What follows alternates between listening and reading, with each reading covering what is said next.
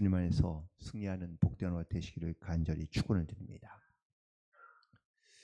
살다 보면 좀 이해가 안 되는 일들을 경험할 때도 많이 있습니다. 또 때로는 좀 이렇게 억울하거나 아니면 원망이 드는 그런 일들을 발생하기도 합니다. 쉽게 말하면 어떤 교회에 똑같은 성도들이 있는데 어떤 똑같은 병에 걸립니다. 그런데 어떤 사람은 기도해서 함께 기도했는데 기도해서 낫는가 하면 어떤 사람은 그 병이 더 좋지 않아서 죽게 되는 경우도 있습니다. 또 어떤 사람은 어떤 집에는 똑같은 자녀들이 똑같은 학교를 가려고 하는데 어떤 집 자녀는 그 학교에 들어가는데 어떤 자녀는 그 학교에 들어가지 않는 경우도 있습니다. 또 어떤 경우에는 뭐 좋은 직장을 놓고 함께 기도했는데 어떤 친구는 직장에 들어가고 어떤 친구는 직장에 되지 않는 경우도 있습니다.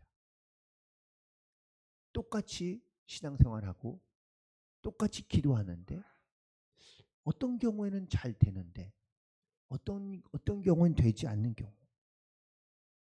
유독 다른 집은 잘 되는 것 같은데 나만 잘 풀리지 않는다라고 이렇게 생각하는 경우가 있습니다. 그럴 때마다 하나님이 좀 원망스럽긴 하죠. 하나님, 똑같이 하나님을 믿고 또 신앙생활을 하고 있는데 기왕이면 좀 잘 되게 똑같이 공평하게 해주시면 좋은데 어떤 사람은 잘 되고 나는 잘 이렇게 안 되는 것인지 신앙생활 하다 보면 이런 질문과 이런 의문이 우리 가운데 생겨지는 경우가 종종 있습니다. 그런데 이런 일들이 지금 나에게만 일어나는 일들인가? 그렇지는 않을 겁니다. 아마 지금도 과거에도 그렇지만 지금도 여전히 우리에게는 주변에서 이런 일들이 종종 그리고 또 어쩌면은 좀 빈번하게 일어날 수 있는 일이기 때문입니다. 사실 이런 일 때문에 사람의 어떤 감정 가운데 동요가 생기고 또 실망과 원망이 생기면서 분쟁과 다툼이 나타나는 경우가 대부분입니다. 그 대표적인 첫 번째 케이스 중에 하나가 바로 가인과 아벨의 제사에 하나님께서 누구의 제사는 받으시고 누구의 제사는 받지 않으셔서 일어난 살인 사건도 있기도 합니다. 오늘 성경에서 우리가 이 하나님의 우리가 뜻을 다 알 수는 없습니다. 결론적인 이야기 같지만 하지만 그렇게 된다면 거기에는 분명 하나님의 뜻이 있지 않을까. 그 뜻을 우리가 오늘 본문에 있는 말씀을 통하여 조금이라도 깨달을 수 있는 그런 은혜가 있게 되기를 간절히 소망합니다. 먼저 오늘 본문에 있는 말씀에 1, 2절에 보면 헤롯 왕이 특별히 손을 들어 교회를 흩트게 하려고 해하게 하려고 그래서 그 중에 한 사람인 야고보를 붙잡아다가 죽이는 사건이 등장합니다. 그런데 보통 이게 보면 2절에 있는 말씀 가운데 보니까 요한의 형제 야고보를 칼로 죽였다라고 이렇게 기록되어져 있는데 유대인의 풍습과 또한 당시 이 로마의 통치법에 의하면 어떤 이런 죄를 지은 사람들을 칼로 죽이는 일은 거의 없습니다. 예수님도 어떻게 죽었죠? 적법한 어떤 절차를 통해서 십자가에 달려 죽게 하는 죄의 형틀에 의해서 혹은 또 고문에 의해서 혹은 또 많은 사람들 가운데 공개적인 어떤 이러한 처형법이 사실은 재판법이 있어서 그 재판법에 의해서 죽게 되는 것이 또 판결을 받는 것이 이것이 일반적인 그런 적법한 절차를 거친 처형법이라고 말할 수 있습니다. 그런데 여기서 오늘 본문은 헤롯 왕이 야고보를 붙잡고 교회를 흩트기 위해서 칼로 죽였다고 이야기합니다. 이 말은 적법한 재판의 법을 거치지 않고 임의로 자기의 마음대로 이 야고보를 칼로 죽였다라는 사실입니다. 이 사건으로 유대인들이 3절에 보니까 기뻐하는 것을 보고는 또다시 베드로도 붙잡아 죽이려고 베드로를 붙잡아 감옥에 가두었다라고 4절에 말씀하고 있는 것을 보게 됩니다. 그러니까 이 헤롯 왕이 당시에 있는 유대인들의 마음을 환심을 얻고자 하는 그런 일들로 이런 불법적인 일들을 자행했다라는 것을 이야기할 수 있습니다. 자, 그런데 베드로도 역시 죽을 날이 다가와 이제 무기절이 6월절이 지나고 나면, 그러면 이게 무기절과 유기절은 똑같은데요. 6월절이 지나고 나면 이제 베드로도 똑같은 방법으로 칼로 죽임을 당할 수밖에 없는 그런 상황인 것이죠. 그런데 오늘 본문에는 베드로는요, 천사를 보내어 그의 묶여진 쇠사슬도 풀게 하시고 감옥의 문들 열어 베드로를 꺼내주시고 살려주십니다. 자, 오늘 본문에 있는 말씀에서 제가 앞서 말씀드린 그런 의문점이 좀 들기 시작하는 것이죠. 베드로도 예수님의 제자였고 야고보도 예수님의 제자였는데 누구는 칼에 맞아 죽고 누구는 하나님께서 천사를 보내어 꺼내주시고 구원해 주신 것을 볼 수 있습니다. 왜 그러신 것일까? 하나님이 야고보는 미워하시고 베드로만 사랑하시는 것일까? 물론 우리가 성경에 기록되어 있는 모든 일들을 우리가 어떤 인간의 어떤 이성적인 판단이라든지 합리적인 어떤 이러한 생각으로 인해서 이 말씀을 우리가 다 이해할 수가 없습니다. 하나님께서 베드로를 구원하신 일을 접하면서 왜 야고보는 순교하도록 내버려 두시고 베드로는 이렇게 살려주신 것일까? 너무 미련하거나 어떤 어리석은 어떤 혹자들은 베드로를 사랑하셨기 때문이라고 말하지만 사실 그것은 하나님의 이유가 되지는 않을 겁니다. 분명 하나님의 목적이 있고 뜻이 있고 하나님의 또한 계획이 계시기 때문에 하나님께서 그렇게 일하신 것 아닐까. 그래서 오늘 사실 해답 아닌 해답은 사실 결론은 하나님의 뜻을 우리가 다 알 수 없다라는 결론에 이를 수밖에 없게 된다는 겁니다. 베드로가 감옥에서 나오는 과정을 보면 베드로가 의도한 것이 아무것도 없습니다. 자기가 주도한 게 아니라 하나님께서 천사를 보내어 일하신 것을 보게 합니다. 하나님이 사람의 방법을 다 막을 수 있느냐? 아니요. 다 막을 수 없다라는 겁니다. 헤롯의 칼에 의하여 억울하게 죽게 된 야고보는 모든 사도들 가운데 첫 번째 순교자라고 말할 수 있습니다. 물론 첫 번째 순교자라고 말하면 아마 우리가 사도행 7장에 등장하고는 갑자기 이름이 생각이 안 나네. 돌 맞아 죽은 스데반 집사님이 첫 번째 순교자입니다. 그런데 12제자들 가운데 첫 번째 순교자는 야고보인데요. 근데 하나님께서 왜 야고보를 이렇게 순교하게 하셨는지, 이 헤롯의 마음을, 그의 행동을 바꿀 수 없으니 하나님께서 베드로는 천사를 보내어 역사하신 것을 우리가 깨닫게 되는데, 때로는 인간의 어떤 악한 일과 악한 마음과 악한 행동을 그래서 다 통제하거나 다 할 수 있느냐?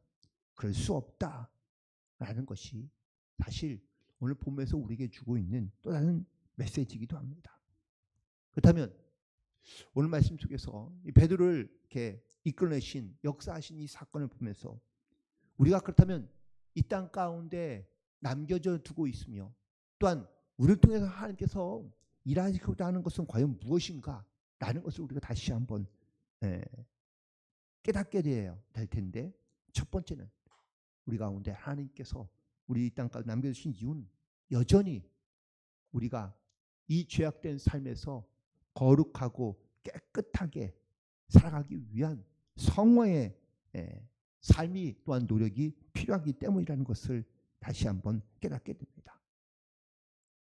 구원이란 우리가 단순히 내가 이 땅의 삶을 떠나고 내가 하나님 나라에 들어갈 때에 그 하나님 나라에 들어가는 것만이 구원이라고 생각을 하는데, 아니요. 구원에는 과정이라는 필요성이 있습니다. 즉 구원이란 예수님을 닮아가는 과정이 필요하다는 것을 말씀하고 있는 건데, 지금의 내 모습, 이 모습 그대로 우리가 하나님께 부름받는다면 내가 자신 있게 내가 주님 앞에 주님 내가 여기 있사오니 하나님 나를 데려가 주옵소서, 우리 이렇게 담대하게 고백하는 분도 있을 수 있겠지만, 대부분은 하나님 여전히 나는 좀 형편없고 부끄럽고 혹은 또 부족한 모습이다라고 고백할 수밖에 없기 때문입니다. 그러므로 우리 이 땅 가운데 남겨주신 이유는 여전히 우리가 성화의 삶을 살아갈 필요가 있으며, 또한 우리 가운데 꼭 필요한 하나님의 뜻이 있기 때문이라는 것을 깨닫고, 여전히 내 삶의 영역에서 하나님 나를 필요로 하시고, 또한 우리가 더욱더 온전하고 거룩하게 되어 하나님의 구원받은 백성으로 이 땅 가운데 살아가야 될 그런 영적인 하나님의 본분이 우리 가운데 있다는 것을 깨닫고, 우리가 더욱더 성화의 삶으로 우리 하나님의 뜻을 따라 순종하며 나아갈 수 있는 그런 저와 여러분에게를 간절히 축원을 드립니다. 두 번째는 우리 이 땅 가운데 남겨주신 이유는 바로 사명 때문입니다. 이 땅에서 아직 우리가 해야 할 일이 있다라는 것이죠. 물론 하나님께서 야고보를 통하여 이루고자 하는 하나님의 물론 계획과 뜻이 분명히 있었을 겁니다. 하지만 야고보는 그의 생명을 다하고 순교하게 됩니다. 베드로도 역시 감옥에 갇히긴 했지만 그 감옥에서 이끌어내신 이유는 베드로에게 여전히 해야 할 사명이 남아있기 때문입니다. 어찌 보면 야고보에는 자기의 사명을 다하고 그리고 순교했을지도 모릅니다. 베드로를 통해 하나님께서 당신의 사명을 이루고자 하는 그런 하나님의 뜻이 있었기 때문에 하나님께서 이 베드로를 그 감옥 가운데서도 혹은 죽음 가운데서도 하나님께서 그를 인도해내시고 또는 이끌어내신 줄로 믿습니다. 분명한 것은 하나님의 기준은, 하나님의 생각은 우리의 기준과 우리의 생각과 다르다라는 분명한 사실입니다. 하나님이 야고보를 사랑하지 않으시고 야고보를 그냥 내버려 두신 것이 아니라, 또한 야고보를 통하여 하나님의 뜻이 또한 이루어졌기에 하나님께서 그를 거두신 것이고, 베드로에게는 여전히 하나님의 사명이 남아있기에, 또한 그를 통하여 이룰 일이 남아있기에 하나님께서는 그 사명을 이루게 하기 위하여 베드로를 남겨두신 것이라는 것을 우리는 다시 한번 깨닫게 됩니다. 물론 우리가 이 어떤 사람의 생각과 인간적인 합리적인 이성으로는 하나님의 말씀과 뜻을 다 이해할 수 없는 경우가 너무 많습니다. 그러나 우리가 이 땅 가운데 생명을 가지고 살아가는 동안에는 반드시 이야기한 이 두 가지의 사실을 여러분들 명심하시고 잊지 마시기 바랍니다. 내가 아직 이 땅 가운데 살아가고 있다는 이유는 나는 아직도 더 깎이고 다듬어져야 될 성숙의 과제가 남아있다는 사실이며, 그리고 나에게 주어진 이 기회와 과정을 통하여 하나님의 뜻이 무엇인지 그 사명을, 부르심의 사명을 우리가 감당하기까지 우리가 끝까지 믿음으로 순종함으로 나아갈 수 있어야 될 줄로 믿습니다. 성경을 보면 나타남도 있지만 또한 사라짐도 있습니다. 나타났을 때에는 분명히 하나님의 섭리와 계획 가운데 그를 사용하시고 또한 그를 통하여 일하고 계시는 것을 보게 됩니다. 심지어 하나님의 나타남과 역사하심 가운데는 이방인도 하나님을 믿지 않는 사람도 포함되어 있는 것을 보게 됩니다.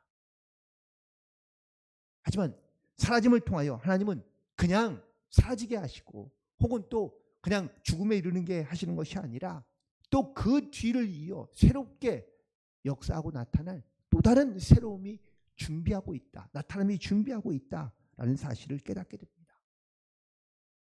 야고보가 순교하자 더 많은 믿음의 사명자들이 나타나게 됩니다.